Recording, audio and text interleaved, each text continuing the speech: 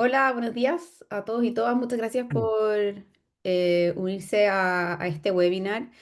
Hoy día vamos a tener una presentación sobre lo que el nombre revela, ciclos de adopción y reemplazo onomástico como reflejo de la desigualdad en Chile. Vamos a empezar con una presentación de Mauricio Buca. Mauricio es profesor de Sociología de la Universidad Católica, doctor en Sociología por la Universidad de Cornell. Y sus temas de investigación son principalmente desigualdades del mercado laboral, movilidad social intergeneracional, creencias sobre la desigualdad, entre otros. Después de la presentación de Mauricio, vamos a tener algunos comentarios de Sebastián Gallegos y Naim Bro. Naim Bro es profesor de sociología de la Escuela de Gobierno de la Universidad Adolfo Ibáñez, doctorado en sociología por la Universidad de Cambridge y estudia sociología política, estratificación y ciencias sociales computacionales. Y después Sebastián Gallegos va a dar un comentario también. Sebastián es profesor de economía de la Escuela de Negocios de la Universidad.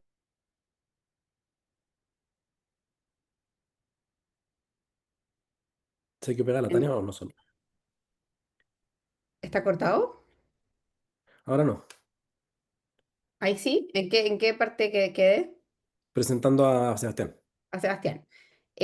Bueno, eso, entonces Sebastián, no sé si son a escuchar, es profesor de Economía de la Universidad Adolfo Ibáñez, y doctorado por la Universidad de Chicago. Así que vamos a empezar con la presentación de Mauricio y después al final vamos a tener tiempo para preguntas, así que les pido que si tienen preguntas las pueden ir dejando en el chat o después también pueden levantar la mano al final de la presentación.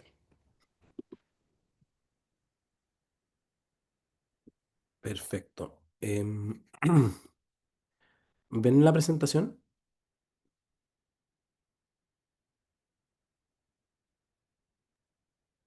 Sí, se ve perfecto. Ya, perfecto. Se ve Ya. bien. Bueno, voy a partir pidiéndoles disculpas porque yo justo me encuentro ahora en Estados Unidos para participar en una conferencia académica donde voy a presentar este artículo. Entonces, la presentación que tengo está en inglés, pero y tiene algunas partes como más técnicas, pero yo voy a ir explicando solamente los aspectos más fundamentales del artículo. De todas maneras, si hay cualquier pregunta sobre los detalles, bienvenidas sean. Ya, entonces, este artículo se denomina Trickle Down Names, o sea, es el chorreo de nombres, cómo la clase social moldea los patrones de asignación de nombres a los hijos. Y este es un trabajo conjunto con Roberto Cantillán de la Universidad Católica de Sociología y con Mario Molina y Luca Pesando de la Universidad de Nueva York, sede de Abu Dhabi, todos sociólogos. Voy a partir con esta cita del libro de Alejandro Zambra, Zambra, Literatura Infantil, que es bien apropiado para el tema. Dice, los apellidos son en prosa y los nombres son en poesía. Y si bien hay gente que se pasa toda la vida leyendo la novela de los apellidos, dice lo que hay en los nombres que latan caprichos, intenciones, prejuicios, contingencias y emociones. Es decir, en el fenómeno de dar un nombre, que es usualmente algo que las personas hacen de una manera bien concienzuda, se manifiestan una serie de intenciones de pertenencia al grupo. Y por eso nosotros vamos a estudiar este tema de los nombres. Entonces, más generalmente en la sociología hay una gran literatura sobre esto que se llama los procesos de boundary making, es decir, cómo las personas fijan líneas simbólicas entre grupos a los cuales pertenecen y a los que no. Y ahí ustedes pueden imaginarse em, cualquier tipo de afiliación a grupos en términos de gusto, en términos de estilos de vida, en términos de profesiones, etcétera, religiosos, políticos, etcétera. Em, y lo importante es que estos límites culturales expresan gustos y estilos de vida que los individuos usan para diferenciarse unos de otros. Ahí pueden pensar, como les digo, en las formas de vestir, en la música, donde vamos de vacaciones, etcétera. Pero hay un problema y es que generalmente estos comportamientos, que son los que reproducen la creación de límites entre grupos, están mediados por restricciones materiales, es decir, em, vestirse de cierta forma, vacacionar en cierto lugar, elegir cierto colegio. Todas esas cosas son comportamientos que están sujetos a un precio. Y por tanto, es difícil observar de manera más pura cuánto de un cierto comportamiento responde a intenciones de pertenencia a grupos y cuánto de eso está moldeado por limitaciones de tipo material. El caso de los nombres particularmente es muy interesante sociológicamente porque a pesar de que está bien fuera como de la literatura más convencional, tiene esta característica de ser un comportamiento, no es una opinión, no es una respuesta a una encuesta, es un comportamiento y un comportamiento que la gente se toma muy seriamente y que tiene esta característica de ser gratis. Es decir, nosotros podemos ponerle en teoría cualquier nombre que queramos a nuestro hijo, en teoría. Entonces, por esto el fenómeno de la asignación de nombres se ha usado justamente para tener una especie como de ventana hacia la forma que los individuos crean y reproducen límites culturales. Y acá la forma en que se estructuran los procesos de nombramiento de los hijos justamente tiene un paralelo con cuáles son justamente las principales fuentes de pertenencia en diferentes contextos. Por ejemplo, en Estados Unidos, muy marcadamente los nombres son clasificados por las personas como nombres blancos y nombres negros, y por tanto reflejan tensiones de tipo racial. En Europa, es mucho más común que haya nombres regionales, que es algo que en Chile y en América Latina no es tan común, y también los nombres como reflejando distinciones etno-religiosas o deseos de asimilación de migrantes. En el caso de Chile, Chile tiene la característica de ser un país que en términos de la composición étnica, cultural, racial, etcétera, es comparativamente homogéneo comparado con otros contextos como Norteamérica y Europa. Pero la gran diferencia, la gran fuente de diferencias sociales que hay en Chile y en Sudamérica son las diferencias de clase. Y por tanto, lo que nosotros hipotetizamos en este trabajo es que esas diferencias de clase se iban a manifestar en diferentes patrones de otorgamiento de nombre basado en clases sociales. Ahora, esto es un fenómeno mucho más general, existe en Chile, existe en Argentina, existe en España, pero particularmente en los países latinoamericanos toma características bien específicas y bien finas, en el fondo. En Europa, por ejemplo, es bien común pensar en nombres de clase alta como nombres pertenecientes a dinastías, por ejemplo. Y nosotros lo que vamos a mostrar en este artículo es que el proceso de diferenciación de los nombres en Chile toma una forma mucho más sutil y difícil de detectar a simple vista. Em, para hacer este estudio, nosotros lo que hicimos fue conseguir con el registro civil un siglo entero de datos de otorgamiento de nombre. Entonces, lo que tenemos nosotros es, para cada año, en cada comuna del país, cuántas personas recibieron un determinado nombre em, en cada comuna, y diferenciado por sexo. Eso lo que nos lleva es es un recuento de 15 millones de nombres otorgados. Y esa base de datos nosotros la combinamos con datos del censo, datos armonizados por un centro de demografía que está basado en la Universidad de Minnesota. Entonces lo que hicimos fue combinar estas bases de datos de nombre por comuna con características socioeconómicas de las comunas a lo largo de la historia de Chile. Y acá lo que hay que tener en mente es que en un periodo de un siglo, el estatus socioeconómico de una unidad territorial puede cambiar bastante, y de hecho eso ocurre.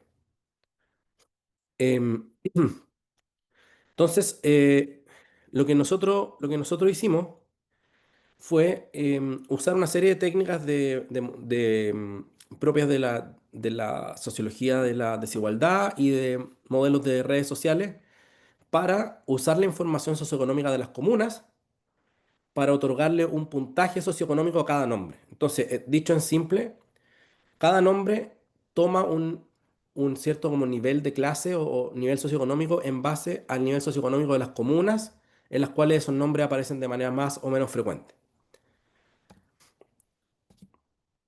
Y ahí hicimos una serie de análisis descriptivos y modelación estadística. Les voy a mostrar principalmente lo descriptivo que de todas maneras permite, em, permite ver el mensaje de manera bien bien clara cuál es eh, el resultado principal que obtuvimos. Entonces, lo que nosotros estudiamos fue cómo ciertos nombres fueron siendo adoptados, eh, migrando, viajando desde ciertos niveles socioeconómicos a otros, y específicamente desde unas comunas a otras. Em, a nivel descriptivo encontramos lo siguiente. Acá lo que nosotros vemos es, tenemos los 10 nombres más comunes para hombres y mujeres en el grupo socioeconómico más alto en cada década. Y si se fijan acá hay dos cosas que, que son bien notorias. Los bloques azules son aquí el grupo de socioeconómico más alto. Los puntitos verdes es el grupo socioeconómico que está adyacente hacia abajo. O sea, en este caso podríamos llamarlo el nivel socioeconómico medio alto. Y si se fijan, acá hay dos cosas que ocurren. Lo primero es que hay cierta tendencia a compartir nombres entre el grupo más alto y el grupo medio alto. Sin embargo, si se fijan en la distribución de los puntitos verdes, hay un rezago en el cual los nombres que son más populares en una cierta década dentro de los sectores socioeconómicos más altos se transforman en la década siguiente en los nombres más populares para los grupos de nivel socioeconómico medio alto. Después, si nosotros vemos el siguiente grupo socioeconómico adyacente hacia abajo, podríamos llamarlo los sectores medios. Si se fijan, ocurre lo mismo, solo que el rezago acá es un poco más grande, tiende a ser entre una y dos décadas. Y si vemos la figura completa, se van a fijar que hay una excepción de lo que nosotros llamamos este chorreo de nombres a través del tiempo. Si bien para prácticamente todos los grupos socioeconómicos terminan adoptando los nombres de que la clase, que el grupo socioeconómico alto usó en algún momento, la única excepción a este patrón es el nivel socioeconómico más bajo, que prácticamente no comparte nombres con los grupos más altos, ni siquiera dando cuenta de un rezago temporal. Y eso aquí lo ven en la ausencia de puntitos azules en este gráfico que está más a la derecha. Lo otro que se ve claramente acá es que si se fijan, el conjunto de nombres que son los más populares entre los grupos socioeconómicos altos sufre un recambio prácticamente completo de una década a otra. Es decir, el repertorio de nombres que la gente de sectores socioeconómicos altos usa se recambia por completo. No hay práctica, casi no existe este fenómeno como que se asocia a las dinastías, como de transmisión dinástica de los nombres, como de Ricardo I, Ricardo II, darle el nombre del abuelo o el bisabuelo. Eso prácticamente no existe. Hay un recambio prácticamente completo del repertorio de nombres que usan los sectores socioeconómicos altos. ¿Y cómo interpretamos esto? En el fondo, esto es un proceso más general que es bien conocido en otros fenómenos más allá del nombre, que son los procesos de emulación y diferenciación. Es decir, en la medida que los nombres de los sectores socioeconómicos más altos se popularizan, los sectores socioeconómicos más altos responden a esta popularización cambiando su repertorio de nombres para mantener su diferencia. Em, ahora, ¿qué ocurre con ese recambio? ¿Cómo se produce? O sea, ¿qué nombres son los que los sectores socioeconómicos altos usan para diferenciarse? Y aquí encontramos principalmente dos fuentes. Una es lo que más comúnmente se denomina como el reciclaje de nombres, que es eh, volver a usar nombres que han caído en desuso, pero que sí se usaron antes. Nombres antiguos, nombres de los abuelos, de los bisabuelos. Eso sí ocurre en prácticamente todos los sectores, pero principalmente en el sector más alto. Pero lo que más ocurre, que encontramos nosotros, es que los sectores socioeconómicos más altos son muy innovadores en el uso de nombres.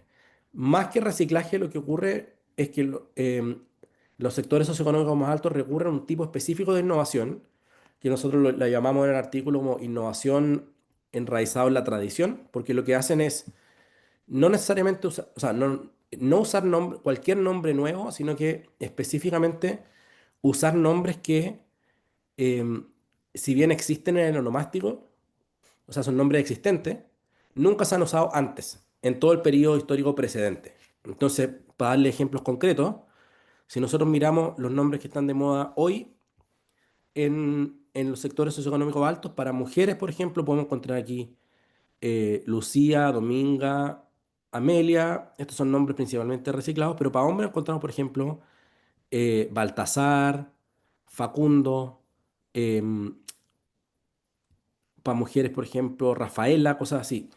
Cuando uno va a ver si esos nombres se usaron antes, la mayoría de esos nombres son nombres que, si bien existen en el onomástico, jamás se usaron antes. Nosotros establecimos una medida que son nombres que no se usaron más de 10 veces en promedio por año en todo el periodo anterior. O sea, existen, pero estaban inutilizados. Entonces, ese es el tipo de innovación propio que los sectores socioeconómicos altos chilenos usan para mantener como las líneas simbólicas divisorias de, em, al momento de elegir nombre. La historia para los sectores socioeconómicos más bajos es más conocido. Si uno mira el detalle, lo que va a encontrar también es uso de nombres nuevos, pero son nombres que típicamente son propiamente nuevos, es decir, que son nombres que no están en el onomástico en español al menos. Nombres extranjeros o nombres extranjeros con diferentes formas de escritura. Em, Ahora, ¿cómo se difunde esto? Nosotros lo que encontramos es que el proceso específico de difusión acá ocurre en forma de cascada. Es decir, el, un nombre tiene una mayor probabilidad de difundirse hacia los sectores que están socioeconómicamente adyacentes hacia abajo, pero no demasiado lejos. Y cuando uno agrega ese proceso de difusión a los sectores adyacentes, se produce este fenómeno de cascadeo que es el que observamos, que es esta difusión de los nombres de clase alta con rezagos temporales.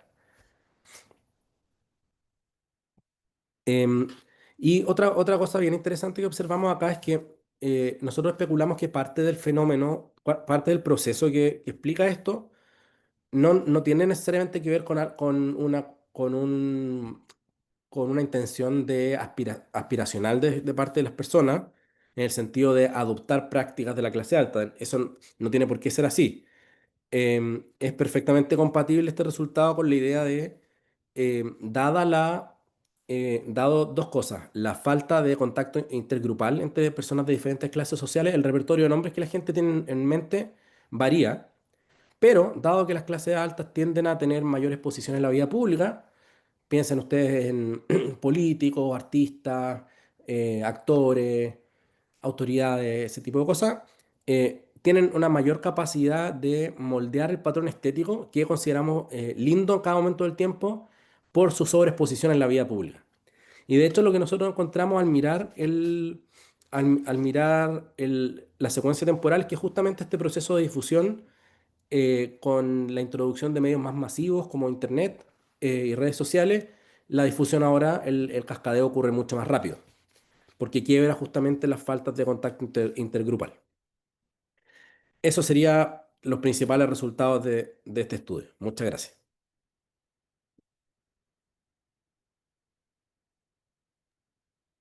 Muchas gracias, Mauricio. Ahora vamos con Naim. ¿Sí? Bueno, gracias Tania y gracias Mauricio por la presentación. Me encantó el paper. Felicitaciones por no tener el siguiente título. What's in a Name? He visto como tres artículos que se llaman así, artículos que trabajan con nombres y un cuarto no hubiera sido bueno, así que bien. Y de hecho está bueno el título.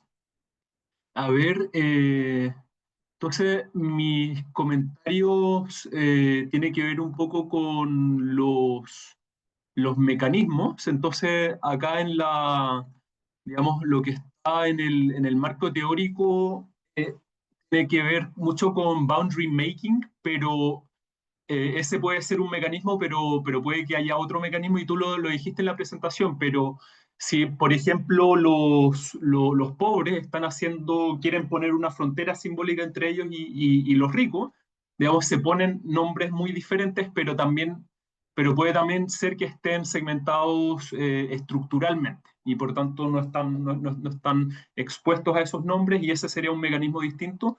Y dado que existe esa posibilidad, quizás la literatura a la que ustedes usan y la discusión podría ser distinta también. Eh,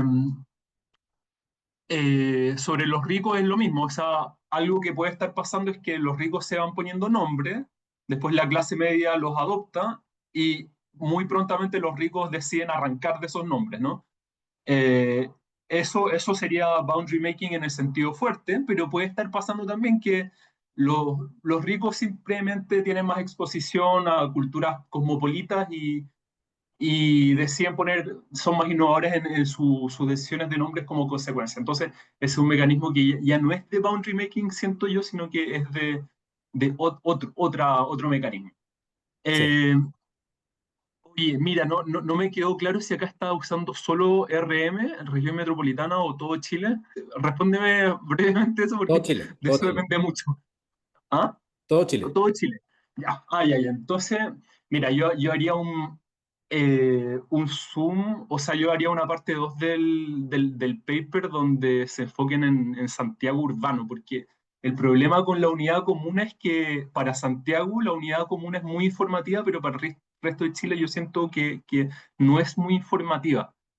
Porque las comunas en general no están diferenciadas por clase social, mientras que en Santiago urbano sí están diferenciadas por clase social y todo lo que tienen ya es muy informativo y yo de verdad compro el argumento, pero siento que sería mucho mejor mostrado para el caso de Santiago Urbano, porque ahí Sí, tú sí tienes Vitacura y La Pintana y sabemos, digamos, que hay una diferencia de clase fuerte. claro, Eh, sí, sí, toda la razón. y de hecho, acá viene mi comentario principal, tiene que ver con lo que lo que yo pensé que iba a ser el paper, y me sorprendió que no estuviera, pero creo que pueden hacer, si quieren hacerlo, ¿sí? Si quieren hacerlo, pueden hacerlo fácilmente. Y es que la difusión en general sigue canales transmisores espaciales y de redes. Entonces yo estaba esperando que ustedes modelaran la difusión como una comuna localizada acá, transmitiendo sus nombres a la comuna adyacente, que además tiene un nivel socioeconómico menor o mayor.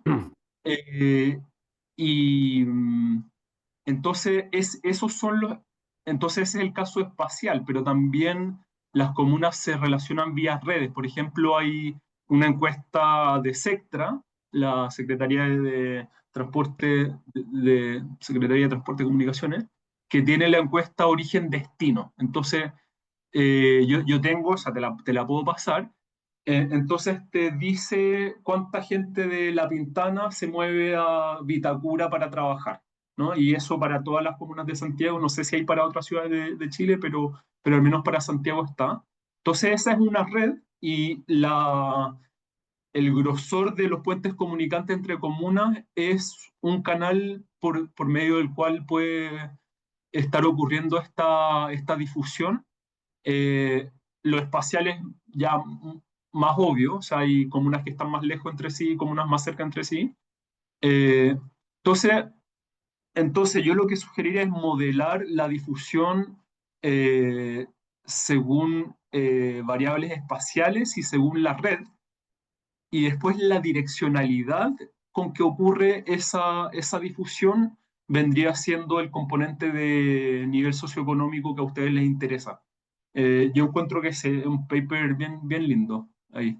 Em, em, Tengo muchísimas preguntas sobre. Nosotros tuvimos acceso a la presentación, no al paper, entonces esto no lo pudimos ver con detalle, pero tengo hartas preguntas sobre los datos. Por ejemplo, revisé el censo en IPUMS, el censo de 1960, y no vi ingresos ahí, entonces yo no sé cómo están asignando ingresos, nivel socioeconómico a los nombres. También las unidades político-administrativas pasadas, no sé. O sea, en los 80 hubo cambio en los límites de la comuna. Creo que Ñuñoa contenía a Macul, a Peñalolén, Vitacura no existía, entonces no necesitamos discutirlo ahora, pero tengo muchas preguntas sobre eso. eh, y claro, bueno, pero lo dejo ahí. Muchas gracias, Naim, por los comentarios. Sobre la parte espacial, claro, eso nosotros sí, en el paper sí lo modelamos y lo que encontramos, bueno, es difícil separar lo espacial de lo socioeconómico, eh, porque en el caso de Santiago específicamente está muy correlacionado, la cercanía socioeconómica con la espacial. Em, pero lo que encontramos fue que controlando por distancia socioeconómica entre las comunas, la distancia espacial prácticamente no tenía un efecto. Em, hacer el análisis para Santiago, absolutamente. Eso es, justamente está en carpeta, porque casi toda la información socioeconómica que distingue entre comunas es en Santiago. En regiones generalmente hay mucha más diversidad dentro de las comunas. Em, ¿Y qué más me decías de...? Ah, claro, la red de contacto, de realmente interacción entre comunas, claro, es súper súper interesante como idea y tomo nota y lo voy a comentar con mis coautores. Sí, muchas gracias. Gracias, Naim. Sebastián. Gracias, Tania. Mauricio, muchas gracias por la presentación, súper entretenido. Igual que Naim, que un poco con esa sensación como, oh, quiero leer el paper, está muy bueno. Eh, por lo mismo también hay cosas que mis comentarios van a estar un poco desordenados y puede ser que vayan de repente algunas unas cosas técnicas y otras no, pero lo dejo ahí abierto, ¿ya? Con ese caveat. Entonces déjame comenzar. Lo primero que se me ocurría era entender un poquito mejor cuál es el mecanismo a través del cual viajan los nombres, porque si es que es verdad que en Chile tenemos estos niveles de segregación que son particularmente altos en términos relativos, entonces, eh, ¿cómo es que va a saber la clase más baja cuál es el nombre eh, de los de las clases más altas? O sea, si es que no hay mucha interacción, ¿cómo es que viaja eso? Y esto es parte eh, desde mi disciplina, sabemos mucho menos de eso que yo creo desde la sociología. Entonces, eso es como dibujo. Yo entiendo que están haciendo este análisis como teórico y mira, y que es un resultado muy interesante del paper, que es como básicamente las siguientes quintiles van adoptando lo que va cayendo, ¿cierto? Pero no sé cómo es que pasa eso, porque cómo debiera ocurrir. Respecto de los quintiles también, es otra cosa que también está relacionada con lo que decía Naim, que es un poco entender cómo es que calculan los quintiles y cuál es el quintil que dejan como fijo en el análisis, ¿cierto? Porque las personas podrían cambiar en cuanto a nombres, pero también en cuanto a quintiles, ¿cierto? Yo sé que en Chile, parte de lo que yo he estudiado es movilidad intergeneracional y sabemos que no hay muchísima. Pero de todas formas, o sea, uno podría hacer una matriz de transición, por ejemplo, donde tuvieras combinados los quintiles socioeconómicos y los nombres. Entonces podría ser muy interesante ver cómo se mueve eso y sobre todo mirar qué es lo que pasa fuera de las diagonales. Eh, una, una, dos cosas más que creo que una es como de trabajo futuro y la otra es que creo que es importante para este paper, aunque quizás está en el escrito. Entonces, déjame partir por esta última, que es entender un poquito cómo es que se ancla esto con la evidencia de otros lados, porque, de nuevo, hay evidencia en algunos otros lados del uso de nombres para dibujar movilidad social, pero yo no sé muy bien este análisis para Chile, ¿dónde nos pone? Nos pone así como un lugar donde los nombres importan mucho, es un lugar donde los nombres importan poco, es un lugar en medio, ¿con quién estaríamos comparados? Es como, creo que lo conversamos en alguna discusión previa, que es como, no son los Medici en Florencia, ¿cierto?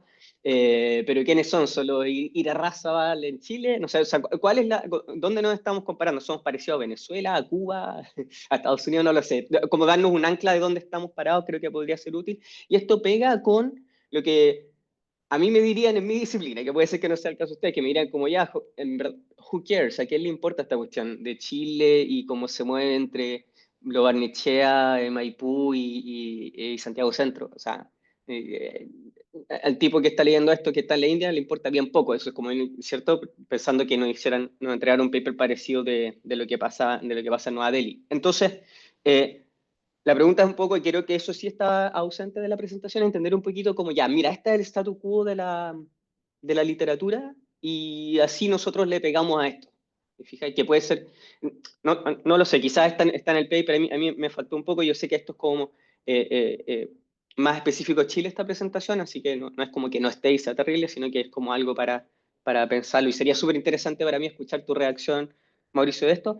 Con lo último que voy a terminar es que hay una buena literatura que está usando estos nombres para producir estimadores de movilidad intergeneracional. De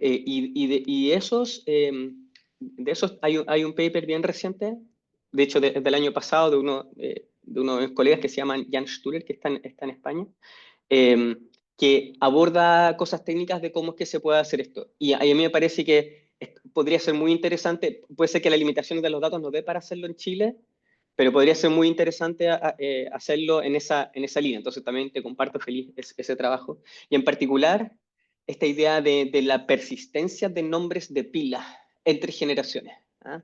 Y es como esta idea de como que por ejemplo, mi papá se llama Álvaro, ¿ah? Y él no encontró nada mejor que ponerme Álvaro Sebastián y después decirme Sebastián toda la vida. Entonces yo no tenía idea, no supe hasta mayor que me llamaba Álvaro. Entonces esta idea como, o en Estados Unidos como el Junior, ¿cierto?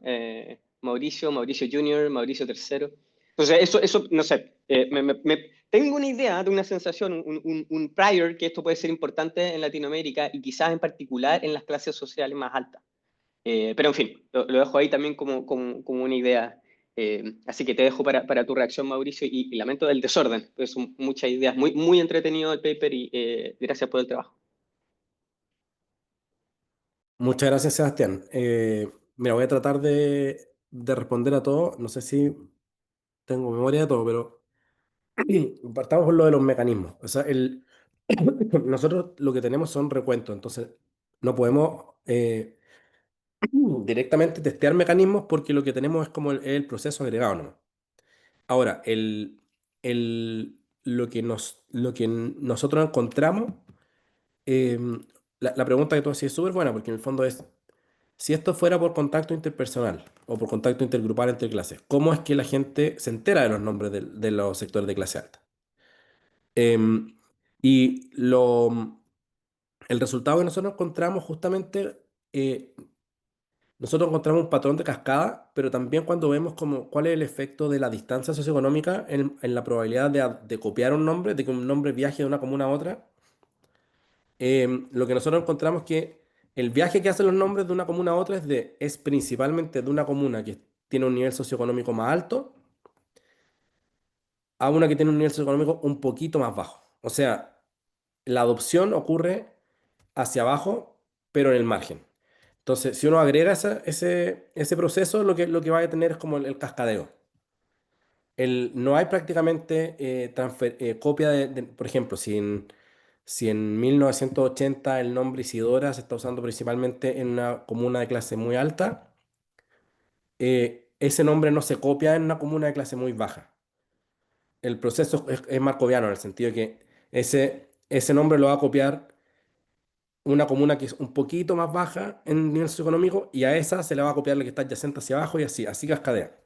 Entonces, eso a nosotros nos sugiere, pero como te digo, esto es solamente en términos de especular sobre los mecanismos que el contacto intergrupal es parte de la explicación. Eh, Ahora, saber si la gente copia hacia arriba y no hacia abajo por aspiración socioeconómica o simplemente por la exposición de las clases altas, la sobreexposición de las clases altas, eso está difícil. O sea, es medio imposible. Nosotros ahí lo que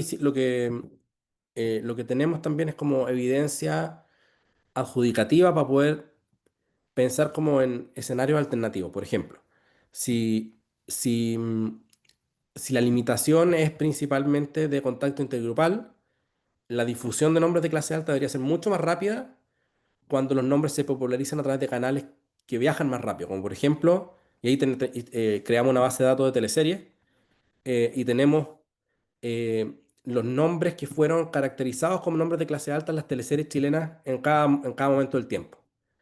Entonces, nuestra expectativa y lo que indican los datos descriptivos es que justamente las teleseries que pusieron como en la palestra de, más allá de la clase alta, nombres que la clase alta estaba usando, aceleraron este proceso de difusión. Y eso ocurre solamente para los nombres que son caracterizados como clase alta, no para otros nombres de clase alta igual. Lo otro que nos indica algo parecido es el hecho de que este proceso de difusión, el cascadeo se está acelerando en las décadas más nuevas, en las décadas más recientes. Y probablemente esto tiene que ver con el hecho de que el Internet y las redes sociales hacen mucho más fácil que uno se entere que en el repertorio de nombres que hay como el choice set de nombres, pueden entrar nombres que no necesariamente la gente se entera a través de contacto interpersonal.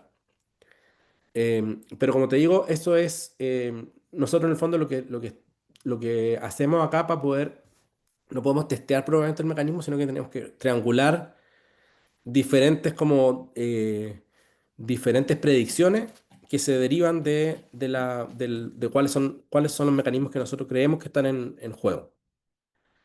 Em, sobre lo de em, en el caso del uso de esto para literatura de movilidad social,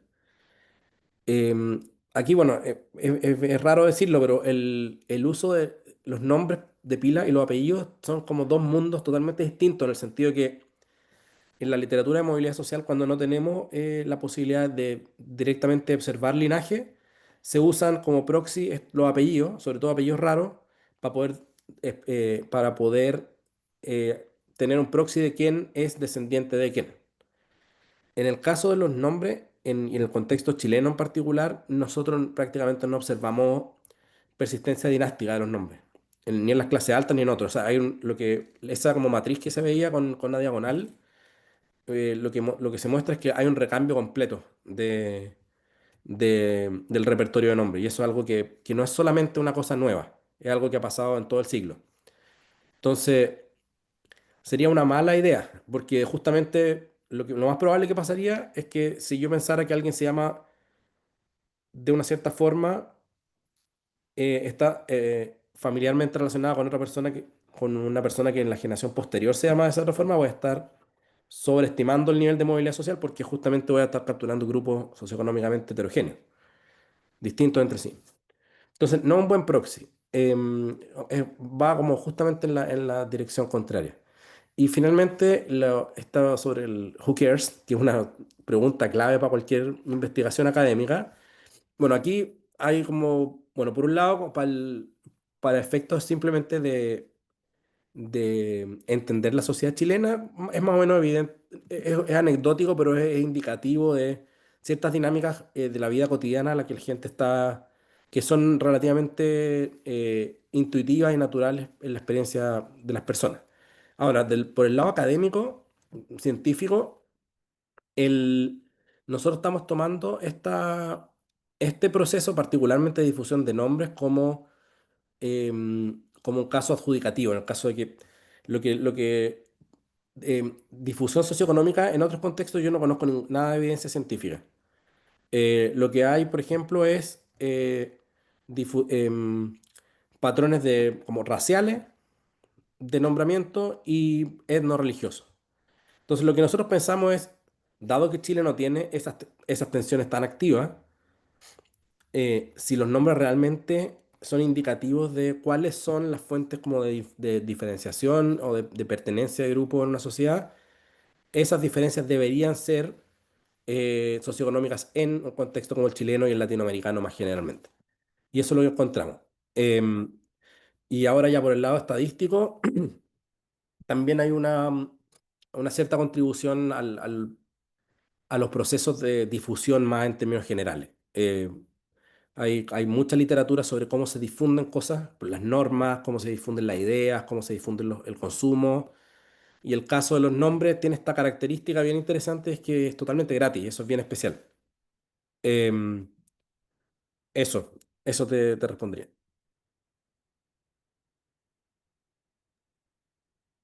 Ya, muchas gracias Sebastián Naim por sus comentarios y Mauricio por la presentación. Ahora vamos a recibir preguntas, así que si quieren hacer alguna pregunta pueden levantar la mano. Y también yo quería empezar con dos preguntas para Mauricio y también para Naim y Sebastián si quieren dar su perspectiva ahí. Lo primero que creo que no se mencionó tanto en la conversación hasta ahora es a qué atribuyen la excepción de este mecanismo, de este proceso de chorreo con el grupo socioeconómico más bajo. Mm, En el fondo, porque muchos de los mecanismos hipotetizados que tienen podrían también aplicar al grupo socioeconómico más bajo, ¿cierto? O sea, las teleseries, la difusión en redes sociales, etcétera. Entonces, así pensando en sus posibles explicaciones, ¿qué creen que está pasando ahí? Y cómo eso también podría cambiar en las décadas más recientes, sobre todo con el tema de las redes sociales. Y la otra pregunta que me parece interesante es el entender un poquito más de dónde viene esa innovación de la clase alta. Y ahí quizás podría ser interesante pensar en la importación extranjera en el fondo de nombres, que Naim lo mencionó también. Claro, ¿de dónde viene en el fondo? Porque son estos nombres que existen, ¿verdad? Pero que no han sido usados en Chile, pero son nombres que tal vez están siendo usados y están como de moda en España. O sea, en el fondo, ¿de dónde vienen esos nombres? O si más bien ustedes creen que tiene que ver con personajes públicos que tal vez tienen nombres poco comunes, pero que eso en el fondo les da la idea a la clase alta de estos nombres. Entonces, un poquito en esos dos extremos, entender un poco más cuáles son sus hipótesis sobre lo que está pasando ahí. ya, perfecto. Ya, sobre lo primero es es súper buena pregunta la primera, porque el hecho de que no haya contacto, como no haya difusión hasta de clases altas a clases bajas, igual es consistente con la idea de chorreo. O sea, perfectamente puede ser parte del mismo proceso de chorreo que en el fondo la gotita no llega, ¿no? Llega cada vez menos hasta que la distancia es tan grande que no llega a nada. Pero justamente, pero eso lo podemos testear estadísticamente. Si en el fondo con un proceso que es lo que se llama cadenas de Markov, si a través de, si la cantidad de nombres que son adoptados por las clases bajas de las clases altas son consistentes con una matriz de transiciones. También con lo que uno esperaría por la tasa de transición.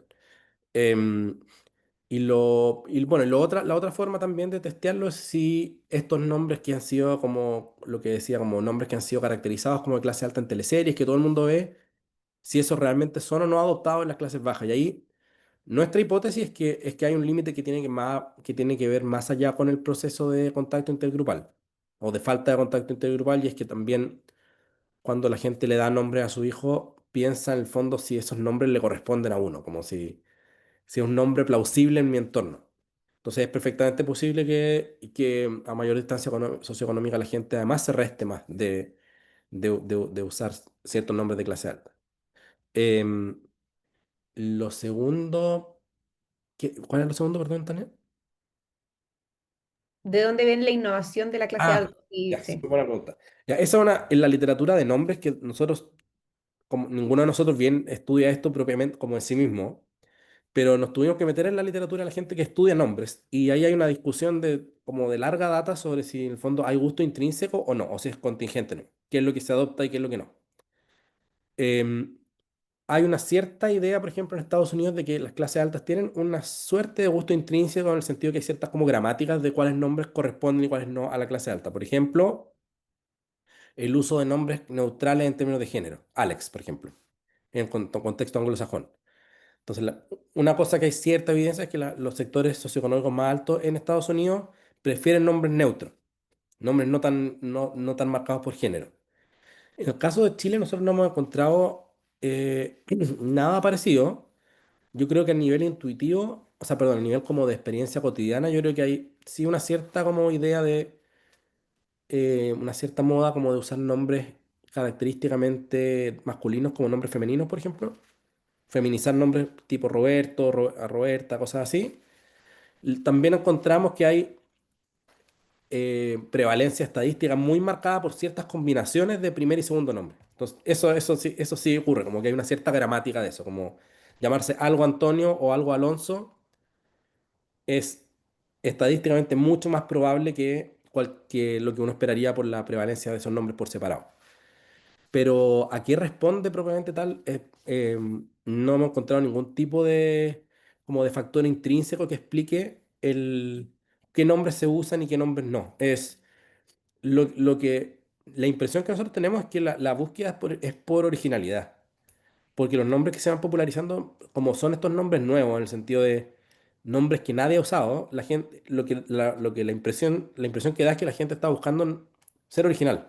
Ser original sin salirse como del marco mínimo que te da el onomástico. Entonces, por ejemplo, estos nombres tipo Pascual, Baltasar, Pastora, no sé, cosas así, existen, pero nunca se han usado. Pero más allá de eso, no he encontrado nada como intrínseco a los nombres que los haga de clase alta. Súper, muchas Mm. gracias, Mauricio. Matías Fernández, ¿tenías pregunta? Sí. Bueno, muchas gracias Mauricio por la presentación. Mi comentario va a ser más intuitivo, mis preguntas, porque no tengo ninguna expertise al respecto. La primera es quizás una observación, y es que creo yo, en particular la respuesta que le diste a Sebastián, como el término de casing, que los nombres no es la única forma definitivamente de diferenciarse de manera gratuita. O sea, hay muchas formas de diferenciación por gustos que sí son gratuitas. Sí, Entonces creo que ese es un claim que no es sostenible. Y los otros dos son preguntas más concretas y probablemente es más simple. La primera es respecto al mecanismo que sugeriste al final, que es la exposición a la vía pública. Si que es un mecanismo conceptualmente plausible, pero si ese fuera el caso, el lag no sería por décadas como tú lo estás mostrando. O sea, una persona aparece en la vía pública, lo que hoy día se llaman, qué sé yo, no sé cuál es el nombre más común hoy día. Eh, Ponte que fuese Mauricio. Mauricio va a ser, Mauricio fue común en el año 84, 83 que tú naciste. Se expone en la vía pública hoy día, 40 años después. Entonces el mecanismo no se vería necesariamente, o la imitación, o la exposición no se vería 10 años después, porque nadie se puede expuesto en la vía pública 10 años. ¿Me debe ser. entiendes? Sí. Bueno, no sé si tú tienes alguna otra versión de eso, pero asimismo no parece como haber una diferencia entre la idea que a uno se le viene cuando tú lo mencionas este mecanismo respecto a cómo tú lo muestras en los gráficos. Y lo otro es que cuando eh, tratas de explicar, o sea, la búsqueda de diferenciación del cuartil 1, del quintil 1, perdón, como una búsqueda, y a la vez, corrígeme Sí. si lo estoy viendo mal, creo que Del marquito. buena parte de la discusión respecto del quintil 2 es cómo se expone a estos nuevos nombres. Y mi pregunta, si es que tiene sentido, es que quizás más allá de la exposición, que obviamente es importante, el quintil 2 también tiene una búsqueda, hay un deseo de diferenciación tan grande como el deseo de diferenciación o de asimilación. Hay un deseo de asimilación tan grande como el deseo de diferenciación del quintil 1. Y en ese caso, si me lo queréis poner en forma brutalmente simple, no necesariamente sería un problema para el quintil 2 de oferta, sino también de demanda, tal como lo es para el quintil 1. O sea, no es simplemente una exposición a un nuevo nombre, sino un deseo de pertenecer a esos nuevos, o sea, de ser asimilado a una población que usa esos nombres, y quizás la forma, me encanta la idea que estamos viendo de las teleseries, no sé si funciona o va a funcionar, eh, pero bueno, no sé, yo como, más bien como pensarlo no como sujetos pasivos expuestos a una nueva forma de nombrar, sino más bien como sujetos activos en la búsqueda de aspiración sociocultural, socioeconómica. No sé si tiene Sí, sentido sí. este par de preguntas. Ya, te respondo rápido para responder a Diego también. Sobre lo primero, claro, hay más tipos de comportamiento, o sea, digamos, de comportamiento cultural que no tiene costo. Los nombres tienen como esta combinación específica que además es algo que la gente lo piensa harto y que tiene como consecuencias intergeneracionales. La gente en general le da harto más vuelta a las decisiones respecto de sus hijos que las propias, sobre todo cuando estamos hablando, por ejemplo, comparándolo con, qué sé yo, formas de vestirse, modas pasajeras, cosas de ese tipo, ¿cachai? Que además son reversibles. Lo de los nombres, hasta hace muy poquito, algo irreversible y algo que va a afectar a tu, a tu descendencia. Entonces, tiene esta doble característica de ser algo que la gente se toma bien en serio. Eso por un lado. Sobre lo otro, de todas maneras, o sea, nosotros, de hecho, más bien lo que queríamos comunicar es, no podemos saber si esto es solo deseo de pertenencia o solo exposición, probablemente una combinación de ambos. No hay forma de testearlo con los datos que nosotros tenemos al menos.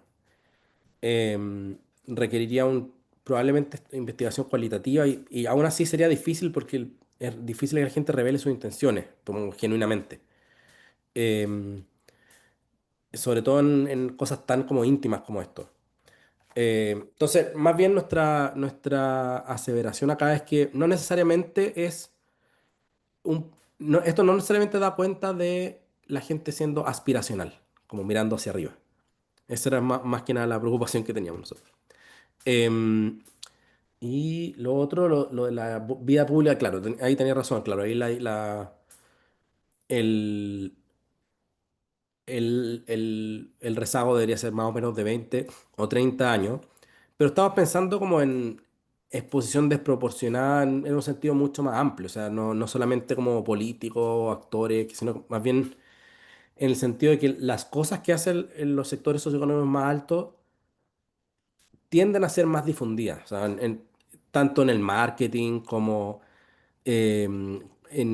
¿cachai? Entonces, en realidad la predicción de cuánto tiene que ser el rezago es difícil de hacerla, porque es más allá de cuánto se demora alguien en crecer y aparecer en la tele.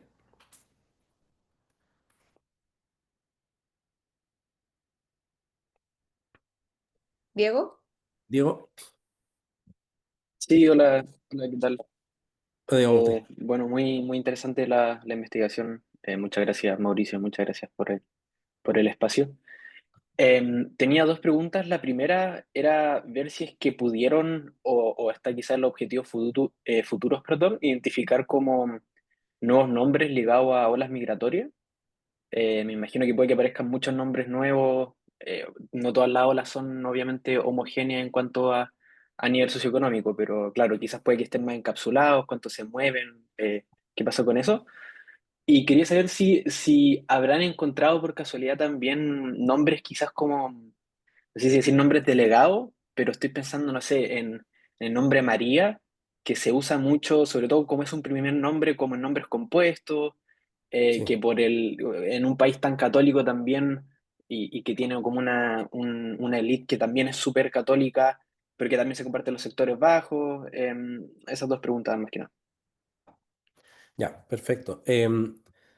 Sí, mira, a nivel como mirando las bases de datos, es bien evidente que aparecen nombres en las últimas décadas, nombres como típicamente asociados como a migrantes más recientes. Sobre todo nombres extranjeros, combinaciones de nombres de los padres, del papá y la mamá. em, Eso, pero a nivel, simplemente mirando los datos, eso se ve. Lo otro que no quise decir esto en la presentación porque es como propiamente como el interés en el fenómeno de los nombres, pero ya que estamos en esto, hay varias tendencias que uno puede ver que ocurren en este periodo. Por ejemplo, nosotros para considerar un nombre, por ejemplo, el nombre Juan Pablo, lo consideramos distinto del nombre Juan si es que si la probabilidad de la combinación es mayor que la probabilidad conjunta de Juan y Pablo, viendo un cierto umbral. Y de ahí podemos identificar de manera impresionantemente precisa como cuáles son los nombres que se usan juntos. Em, y hay una tendencia también como te digo, de interés propiamente en el fenómeno de los nombres, es que hay un declive bien impresionante. Hubo un boom de los nombres compuestos como en los 70 y 80, y si uno mira qué ha pasado ahora, hay un declive así radical de los nombres compuestos, del uso de dos nombres y del uso de nombres compuestos. Em, y para añadirle más aún a esto, lo que se ve también es que hay mucho más nombres en uso, a medida que pasa el tiempo hay mucho más nombres en uso, mucho menos nombres compuestos y también los nombres están tendiendo a ser más cortos. Y eso también pasa en el resto del mundo, no es solamente Chile. Pero bueno, eso es como sobre el fenómeno de los nombres que realmente excede como nuestro interés del, del artículo, pero una curiosidad interesante. Buenísimo, gracias. ¿Mm? Gracias. ¿Alguna otra pregunta? ¿Nadie más? Ya, bueno, estamos en la hora igual, así que muchas gracias Mauricio, Naim, Sebastián y a todos por participar. Muchas gracias. Que estén muy bien. Gracias a ustedes. Gracias a todos, gracias Tania. Chao.